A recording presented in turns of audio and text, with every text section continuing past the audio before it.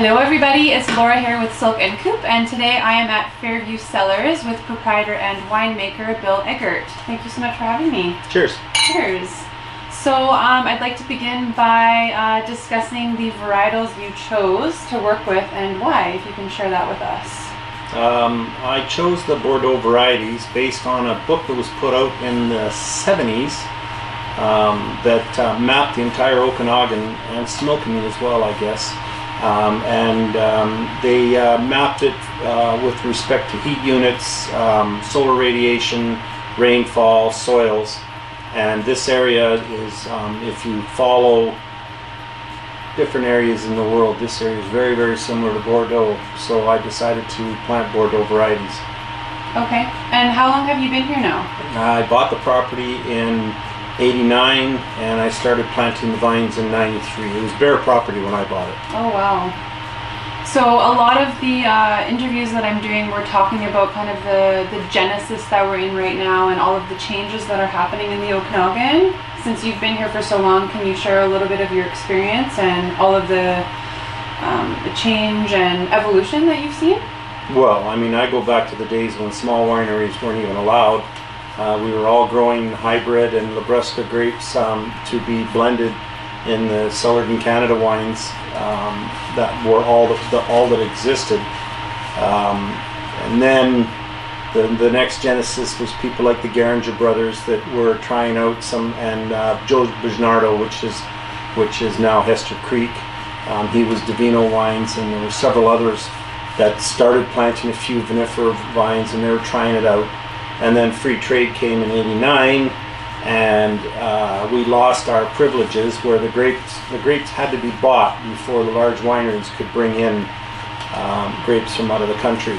So we lost that privilege, and as a result they pulled all the vines out. They call it the big pullout. And then more and more people started trying out some of the vinifera.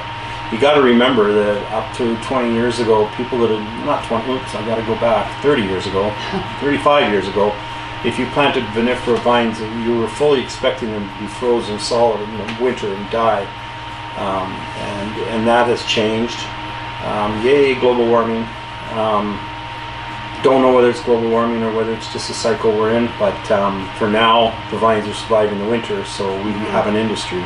And once you got vinifera vines to survive, then everything just fell into place. Mm-hmm. It took a while, it took a long time, because it takes 5 years for a vine to produce its first grapes, and then you leave them in barrel for a couple of years. So, you're talking 10 years before you really start tasting wines, and then you start doing experimentation in the vineyard and in the winery to increase your quality. So considering we started in, I would say early '80s, I think we've done pretty good.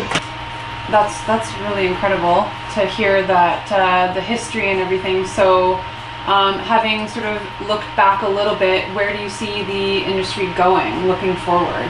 I don't have a crystal ball. I know we're entering into a much more variable climate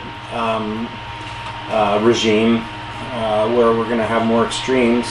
We're going back to where it was 100 years ago, 200 years ago. So if we get cold winters, we might lose the entire industry. Who knows? Mm-hmm. There's enough money invested in the industry now that if we had a complete freeze out, which has happened in Ontario, they've had a complete freeze out and had to replant. But the money's there now with the big wineries that they would replant. So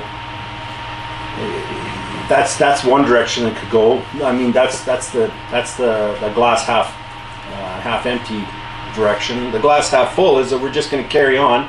Research is going on like crazy about how to make better wines. You saw the workers that I have out there. They're doing things that we never used to do, spending a lot of money doing them in order to make better quality wines that will last, that more people will like. So I mean, the research is happening.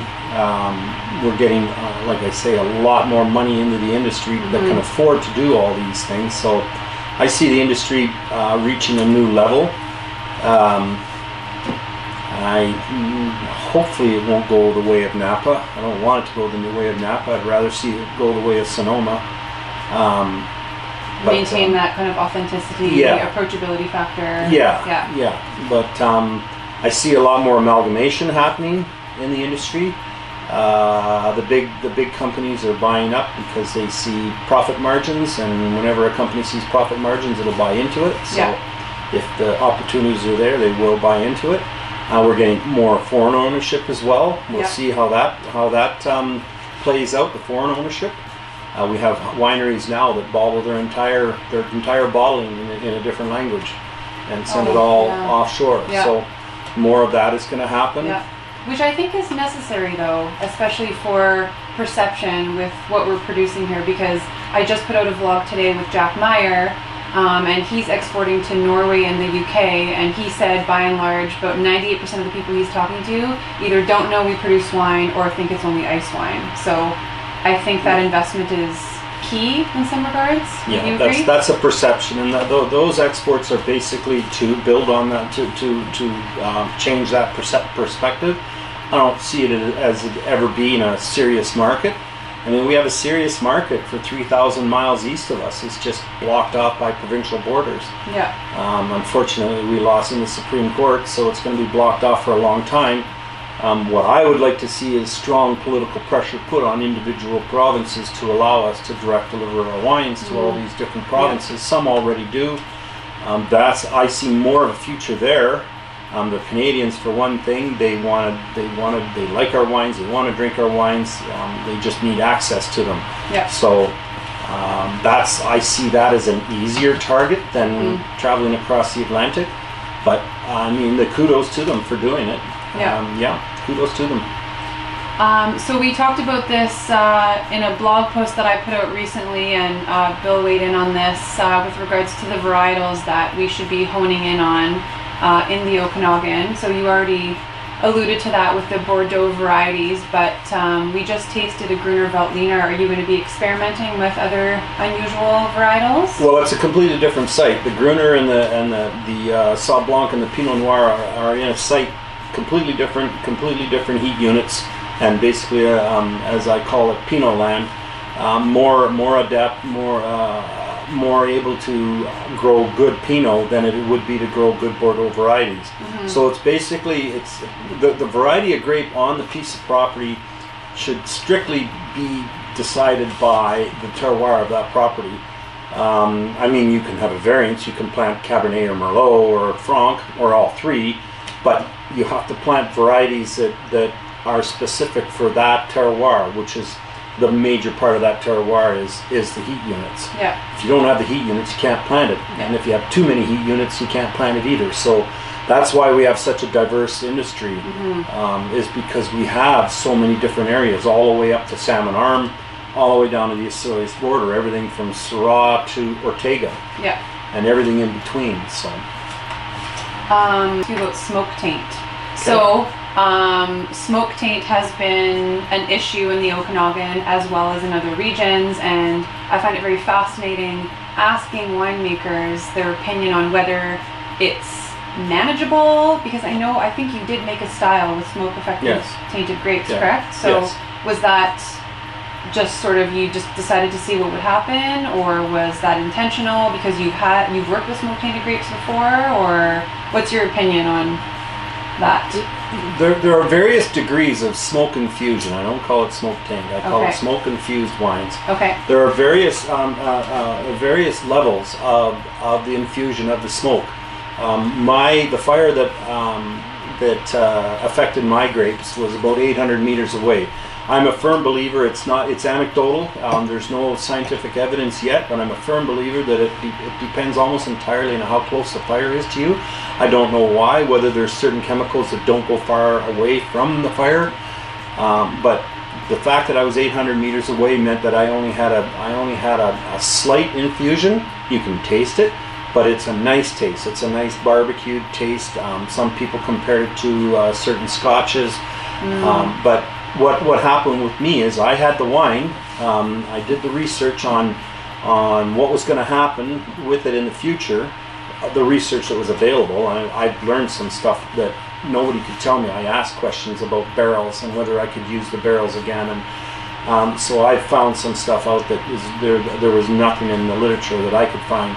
But It's the various levels, and you can get smoke infusion to the point where it tastes like an ashtray. Yeah. And you're not going to try and sell that wine. So No. you're going to do a chemical process to try and remove it if you can, or you're just going to dump the wine. Referring to reverse osmosis? Yeah. So there's reverse osmosis, and once you've done the separation with the reverse osmosis, you filter it through a activated carbon, and that removes the smoke.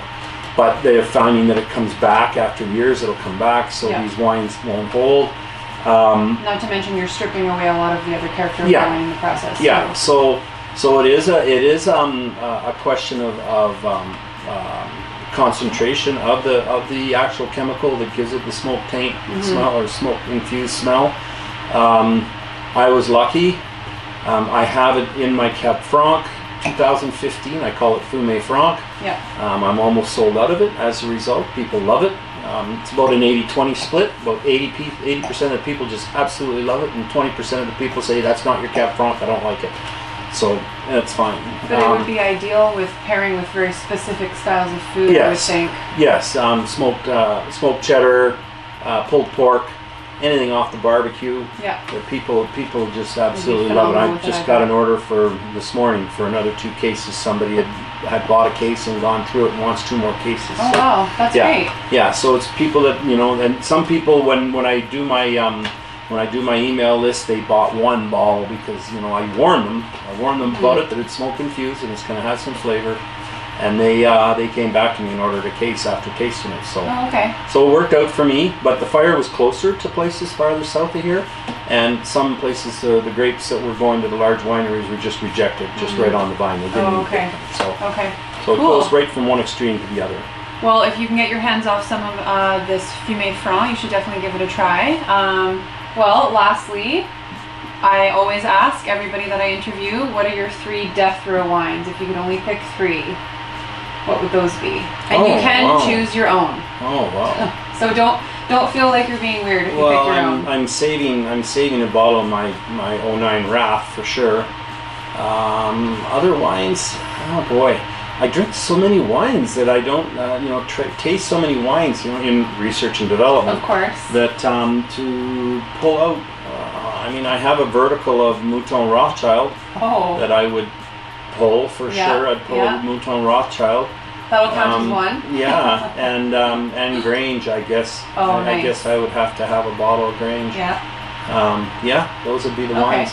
Awesome. Sure. Yeah. Well, that concludes all the questions that I have for Bill today. So again, Fairview Cellars, Bill Eggert, and Laura with Silk & Coupe. Thank you so much for tuning in, and thank you for having me. Cheers. Cheers.